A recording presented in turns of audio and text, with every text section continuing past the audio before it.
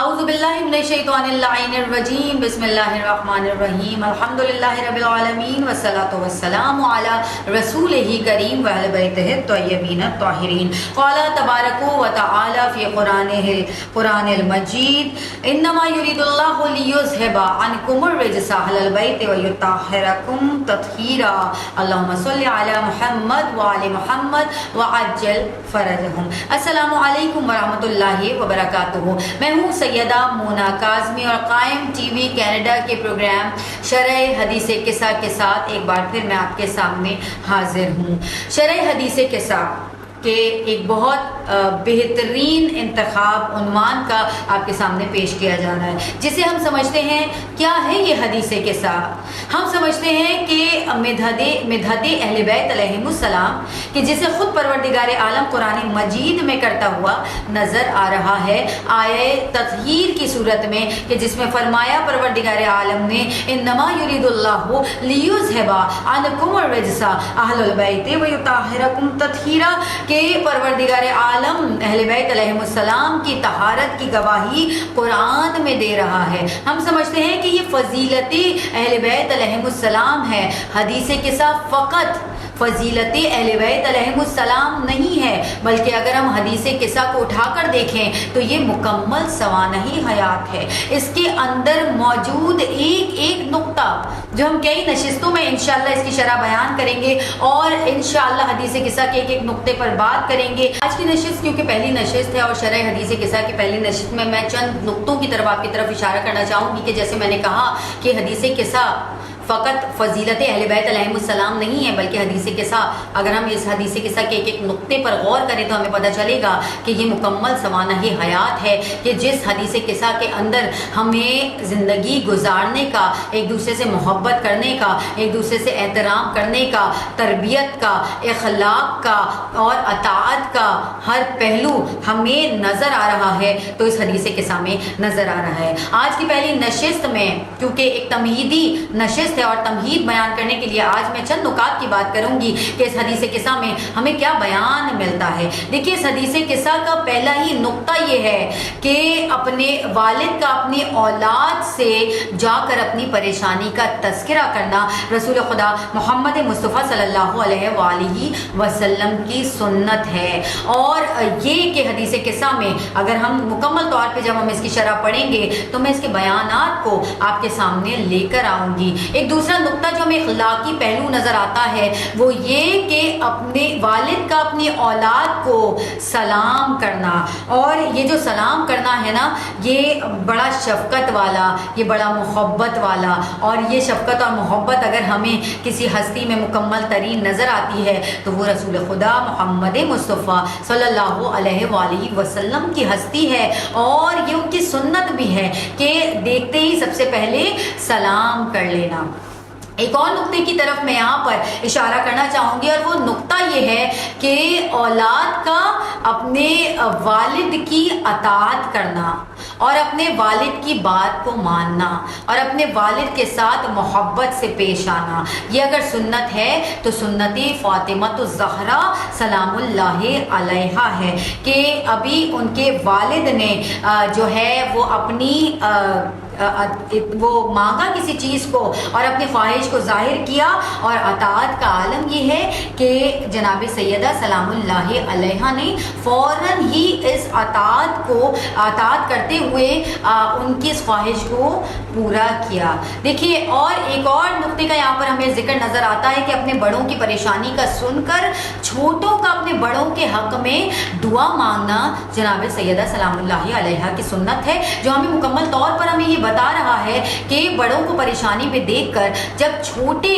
دعا مانگتے ہیں اور اپنے ہاتھوں کو بلند کرتے ہیں تو ان چھوٹوں کی دعا کو پروردگار عالم فوراً ہی جو ہے وہ مستجاب فرماتا ہے۔ اب ہمیں ایک اور پہلو نظر آتا ہے، وہ تربیت کا بھی پہلو ہے اور اخلاق کا بھی پہلو ہے، وہ یہ کہ چھوٹوں کا بڑوں کو احتراماً سلام کرنا. جیسے امام حسن و حسین علیہ السلام گھر میں داخل ہوئے ویسے ہی اپنی والدہ کی طرف نظر کی اور جیسے ہی نظر پڑی ویسے ہی سلام اپنی والدہ کو بجا لائے. ایک تو یہ کہ ہماری تہذیب ہمیں یہ سکھاتی ہے, الحمدللہ مسلمان گھرانوں کا طریقہ بھی یہی ہے کہ چھوٹے ہوں یا بڑے جب گھر میں داخل ہوتے ہیں تو فوراً سلام بجا لاتے ہیں اور سلامتی کی دعا بھیجتے ہیں. اور یہی تربیت کا پہلو ہمیں اہل بیت علیہ السلام کے گھرانے میں نظر آتا ہے اور یہ سنت حسنین علیہ السلام کا ہے. اور اس سلام کے بدلے میں دیکھیں ایک اور ہمیں اخلاقی پہلو نظر آتا ہے. وہ ہمیں کن کی طرف سے نظر آتا ہے؟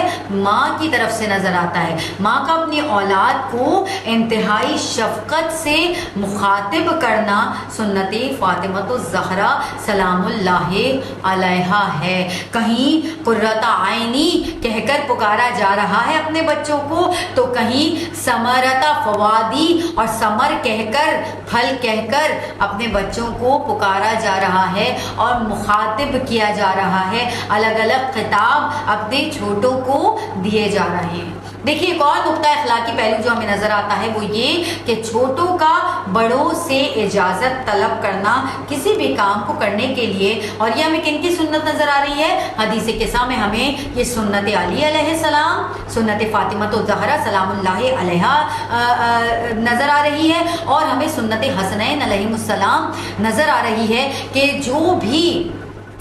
زیر قصہ جاتے رہے اور چادر میں داخل ہونے کے لیے پہلے اذن دخول لیا, پہلے اجازت رسول خدا محمد مصطفیٰ صلی اللہ علیہ وآلہ وسلم سے طلب فرمائے اور جب اجازت ملی تو چادر کے اندر داخل ہو گئے. اور یہ اجازت طلبی جو ہے, یہ جو اذن دخول ہے, یہ ہمیں ہمارے اندر بتا رہا ہے کہ کس طریقے سے ہمارے اندر یہ اخلاق ہونا چاہیے کہ کسی بھی کام کو کرنے سے پہلے چھوٹوں کو اپنے بڑوں سے اجازت لینی چاہیے. اور یہ سنت ہے اہل بیت علیہ السلام کی. اب ایک اور پہلو ہمیں جو نظر آتا ہے وہ یہ کہ گھر میں داخل ہوتے ہی شوہر کا اپنی بیوی کو احترام سے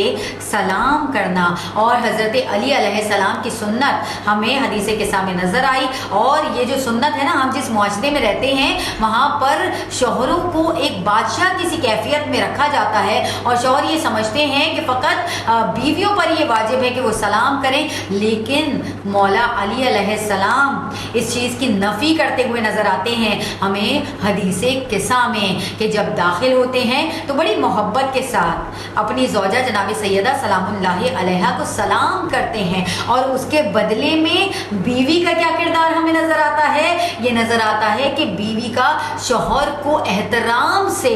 جس احترام سے سوال کیا گیا, سلام کیا گیا, اسی احترام سے جواب دینا اور اچھے اچھے القابات سے پکارنا. یہ سنت فاطمہ الزہرا سلام اللہ علیہا ہے. اب میں یہاں پر بڑے ہی مختصراً, کیونکہ شرح مکمل طور پر اگلے پروگرام میں ہم آپ کے سامنے بیان کریں گے, ابھی میں چند نقطے آپ کے سامنے پیش کرنا چاہتی ہوں اہل بیت علیہ السلام کی فضیلت کے, پنجتن پاک علیہ السلام کی فضیلت کے جو حدیث قصہ میں بیان ہوئے ہیں. اور پہلا نقطہ ہی سب سے زیادہ بہترین اور واضح نقطہ ہے اور فضیلت کا وہ نقطہ یہ ہے کہ حضرت فاطمہ سلام اللہ علیہا کا حدیث قصہ کو خود بیان کرنا, خود بی بی پاک سلام اللہ علیہا کے باب فضیلت کی نشانی ہے. اور خود آیت اللہ بہجت فرماتے ہیں, انہوں نے ایک مقام پر یہ فرمایا کہ حدیث قصہ عجیب و غریب فضائل کا منبع ہے, خصوصاً اس نظر سے کہ بی بی فاطمہ الزہرا سلام اللہ علیہا نے اس واقعے کو از خود بیان فرمایا ہے. اسی لیے اس واقعے کی فضیلت اتنی زیادہ ہے کہ عجیب و غریب فضائل و مناقب ہمیں اس حدیث قصہ میں نظر آتے ہیں. یہ آیت اللہ بہجت فرماتے ہیں. اور اگر میں اس کا دوسری فضیلت میں یہ دیکھوں تو ہمیں نظر آتی ہے کہ دوسری فضیلت کہ رسول خدا محمد مصطفیٰ صلی اللہ علیہ وآلہ وسلم نے امام حسن علیہ السلام کو حوض کوثر کا مالک قرار دیا اور حوض کوثر کا مالک کہہ کر پکارا. اور یہ باب فضیلت جو ہے وہ خاص برائے امام حسن علیہ السلام ہے کہ جنہیں حوض کوثر کا مالک کہہ کر پکارا پکارا جا رہا ہے۔ اگر اب ہم تاریخ اٹھا کر دیکھیں اور اب ہم اپنے اطراف میں اٹھا کر دیکھیں تو ہمیں نظر آئے گا کہ کون کون مخالف ہے جو امام حسن علیہ السلام کے مخالفین ہیں، ہمیں تاریخ میں نظر آتے ہیں۔ اور یہاں تو خود رسول خدا محمد مصطفیٰ بزبان وحی بیان کر رہے ہیں امام حسن علیہ السلام کی فضیلت کو، اور وہ فضیلت کیا ہے؟ حوض کوثر کا مالک کہہ کر پکار رہے ہیں۔ ہم نے یہی تو بیان فرمایا نبی اللہ نے اپنی زبان وحی سے کہ جو بھی اس دنیا سے جائے گا وہ حوض کوثر پر جا کر انشاءاللہ فیضیاب ہوگا، سیراب ہوگا۔ تو جو محبت امام حسن رکھیں گے ان کے مالک حوض کوثر کے امام حسن کو کہا گیا، تو اب حوض کوثر سے وہی سیراب ہوں گے جو محبت امام حسن سے، جن کے دل جو ہیں اور جن کی زندگیاں جو ہے مکمل طور پر ان کی محبت سے سرشار ہیں۔ ایک دوسری فضیلت جو امام حسین علیہ السلام اپنے نانا کی بیان کر رہے ہیں، ایک مرتبہ امام حسین علیہ السلام نے حدیث قصہ میں بیان فرمایا اپنے نانا کو پروردگار عالم کا انتخاب شدہ کہہ کر بیان فرمایا۔ اب دیکھیے کتنے چھوٹے چھوٹے ہیں امام حسن و حسین، لیکن یہاں پر اپنے نانا کی فضیلت کیسے بیان کی جا رہی ہے کہ اپنے نانا کو پروردگار عالم کا انتخاب شدہ کہہ کر پکارا جا رہا ہے۔ اور یہ تربیت کا پہلو ہے، ایک معصوم کا دوسرے معصوم کو احترام سے پکارنا اور نئے نئے اور اچھے اچھے القابات اور فضیلتیں بیان کرنا۔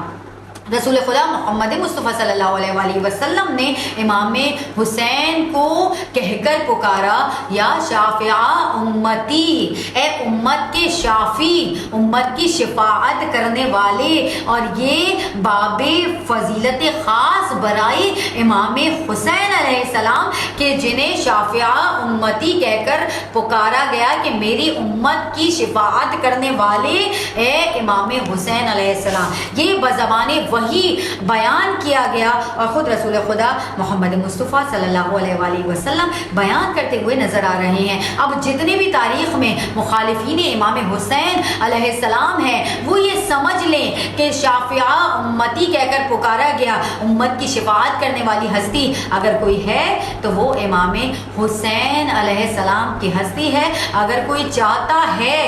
کہ وہ اپنی شفاعت کرا لے رسول خدا محمد مصطفیٰ صلی اللہ علیہ وآلہ وسلم سے، تو رسول خدا محمد مصطفیٰ صلی اللہ علیہ وآلہ وسلم نے باقاعدہ شرائط کو رکھ دیا ہے کہ جو ان سے محبت کرے گا وہ گویا نبی سے محبت کرے گا، اور جو ان سے جنگ کرے گا اس نے گویا نبی اللہ صلی اللہ علیہ وآلہ وسلم سے جنگ کی ہے۔ ایک اور نقطہ میں آپ کے سامنے بیان کروں گی کہ رسول خدا محمد مصطفیٰ صلی اللہ علیہ وآلہ وسلم نے مولا علی علیہ السلام کو حدیث قصہ میں 4 القابات سے مخاطب کیا ہے، اور وہ یہ کہ نمبر 1 ان کو بھائی کہہ کر پکارا، قائم مقام کہہ کر پکارا، علمدار علمبردار کہہ کر پکارا، اور جانشین نبی کہہ کر پکارا۔ اور یہ باب فضیلت خاص برائے مولا علی علیہ السلام بیان ہو رہے ہیں۔ امت نے نبی کے جانشین کے ساتھ جو بھی سلوک کیا ہو وہ یہ سمجھ لیں کہ پروردگار عالم کے اذن سے اگر کسی کو جانشین نبی خود زبان وحی نے کہا تو وہ مولا علی علیہ السلام کی ہستی ہیں۔ رسول خدا محمد مصطفیٰ صلی اللہ علیہ وآلہ وسلم نے اہل بیت علیہ السلام کو اپنا خاص بیان کیا کہ نبی کے کوئی خاص ہیں تو وہ اہل بیت علیہ السلام ہیں، اور حامی کہہ کر مخاطب کیا۔ اگر نبی اللہ صلی اللہ علیہ وآلہ وسلم کی حمایت کرنے والی کوئی ہستیاں ہیں تو وہ اہل بیت علیہ السلام کی ہستیاں ہیں۔ ایک اور مقام پر رسول خدا نے فرمایا کہ اہل بیت کا گوشت میرا گوشت یعنی نبی اللہ کا گوشت ہے، اور اہل بیت کا خون میرا خون یعنی نبی اللہ کے خون سے مشابہ کیا گیا کہ اہل بیت کا خون میرا خون ہے۔ آگے پیغمبر اسلام صلی اللہ علیہ وآلہ وسلم نے فرمایا کہ اہل بیت کو ستانے اور رنجیدہ کرنے والا بالکل ایسا ہے کہ جیسے اس نے رسول خدا کو ستایا اور رنجیدہ کیا۔ ایک اور مقام پر فرمایا کہ رسول خدا نے کہ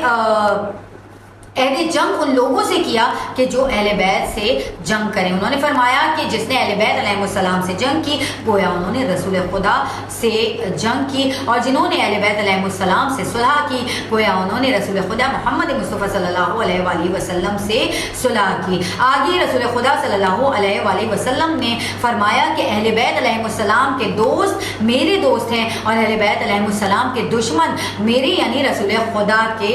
دشمن ہیں. ایک اور مقام پر رسول خدا صلی اللہ علیہ وآلہ وسلم نے اللہ تعالیٰ سے اہل بیت علیہ السلام کے لیے 5 چیزوں کے لیے دعا فرمائی ہے, اور ان میں سے پہلی چیز عنایتیں, اور دوسری چیز برکتیں, تیسری چیز رحمت, چوتھی چیز بخشش, اور 5ویں چیز خوشنودی کے لیے دعا مانگی ہے. ایک اور نقطہ کہ یہاں پر اللہ نے جواب میں فرمایا کہ میں نے کچھ خلق نہیں فرمایا مگر یہ کہ ان 5 ہستیوں کے لیے جو اس چادر کے نیچے موجود ہیں. سبحان اللہ, یعنی کہ یہاں پر پروردگار عالم نے اس دعا کے بدلے میں جو بتائی ہے فضیلت وہ یہ کہ اہل بیت علیہ السلام کی ہستیاں وجہ تخلیق کائنات ہیں. پنجتن پاک علیہ السلام کی ہستیاں وجہ تخلیق کائنات ہیں. اور آگے حضرت جبرائیل علیہ السلام کو اللہ نے ان کے سوال کے جواب میں جب انہوں نے پوچھا کہ یہ زیر قصہ کون ہستیاں موجود ہیں تو فرمایا یہ اہل بیت رسول صلی اللہ علیہ وآلہ وسلم ہیں, اور یہ خزانہ رسالت ہیں جنہیں تم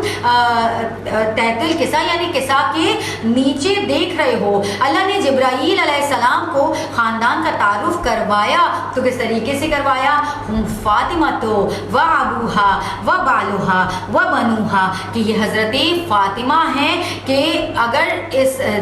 گھرانے کی آسمانوں پر کوئی پہچان ہے تو حضرت فاطمہ سلام اللہ علیہا کے نام سے پہچان ہے. اللہ نے جبرائیل امین کو چادر کے اندر جانے کی اجازت دے دی, اور جب پروردگار عالم سے اذن دخول مل چکا تھا اس کے باوجود بھی ایک مرتبہ رسول خدا صلی اللہ علیہ وآلہ وسلم سے دوبارہ سے چادر کے اندر داخل ہونے کی اجازت, اور اس کے بعد جناب جبرائیل علیہ السلام چادر کے اندر داخل ہو گئے, اور پروردگار عالم نے حضرت جبرائیل علیہ السلام کے ذریعے سے رسول خدا محمد مصطفیٰ صلی اللہ علیہ وآلہ وسلم کو اپنا خاص سلام بھجوایا. اور آگے میں یہاں بیان کرنا چاہوں گی کہ قصہ میں اہل بیت کے ہونے کی خدا کے نزدیک فضیلت کا ذکر اور اہمیت رسول خدا نے 2 قسمیں کھا کر بیان فرمائی ہیں. اس حدیث کے ذکر کی بدولت یہاں پر رسول خدا محمد مصطفیٰ صلی اللہ علیہ وآلہ وسلم فرما رہے ہیں. دیکھیے کیا فرما رہے ہیں,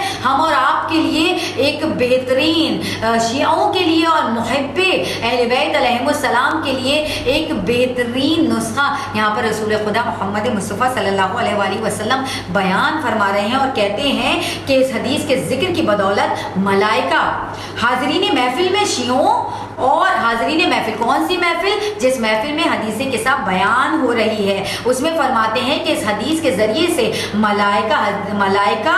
حاضرین محفل میں شیعوں اور دوستداران اہل بیت کی مغفرت کی دعا فرماتے ہیں. جس محفل میں حدیث قصہ پڑھی جاتی ہے, حدیث قصہ کے لیے جو محفل منعقد ہوتی ہے, وہاں پر پروردگار عالم اس ذکر کی بدولت جو ملائکہ کو بھیجتا ہے تو وہ ملائکہ حاضرین محفل اور شیعوں اور دوستداران اہل بیت علیہ السلام کی مغفرت کی دعا کرتے ہیں. دکھی کا دکھ اس دعا کے حدیث قصہ کے صدقے میں دور ہوگا, غمزدہ کا غم حدیث قصہ کے صدقے میں دور ہوگا, حاجت مند کی حاجت اس ذکر حدیث قصہ کے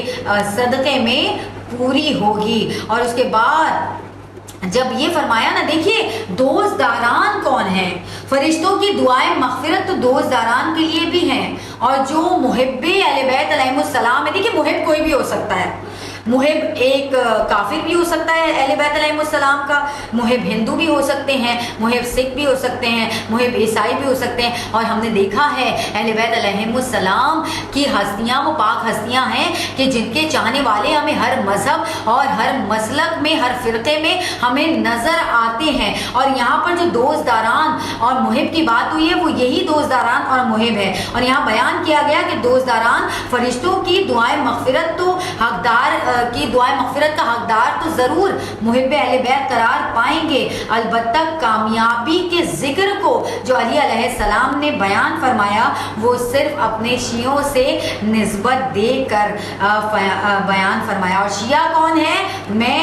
یہ کامیابی کی دعا جو مولا علی نے کی ہے نا حدیث کے سامنے، اس کو بیان کرنے سے پہلے بتانا چاہتی ہوں کہ شیعہ کون ہے۔ یہاں پر کھلم کھلا بیان موجود ہے کہ شیعہ اطاعت کرنے والا ہوتا ہے اور اس کے کردار کا معیار بڑا ہی بلند ہوتا ہے۔ شیعہ کا مطلب پیروکار اور حقیقی مطیع، یعنی کہ حقیقی اطاعت کرنے والے کو شیعہ کہا جاتا ہے۔ اور مولا علی شیعوں کے لیے کیا بیان فرما رہے ہیں؟ مولا علی کا صراحت سے یہ فرمانا کہ رب کعبہ کی قسم تب تو ہم اور ہمارے شیعہ کامیاب ہو گئے ہیں۔ دیکھیے یہ حدیث قصہ کہ جس میں کامیابی کا ذکر کیا جا رہا ہے اور اتنے بلند طریقے سے کیا جا رہا ہے، اور یہ وہ حدیث قصہ کہ